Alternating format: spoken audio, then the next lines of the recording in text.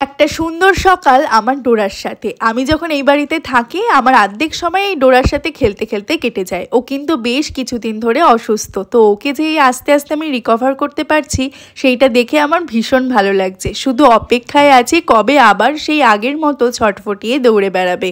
ওকে নিয়ে একটু ছাদে গিয়েছিলাম, হাঁটাহাঁটি করতে করতে দেখলাম মা গামলায় কত পেঁয়াজ বসিয়েছে আর তার থেকে কত পেঁয়াজ পাতা বেরিয়েছে। দেখো এইদিকে তো মূলো, পালং প্লাস কফি সব কিন্তু বড় বড় হয়ে গিয়েছে।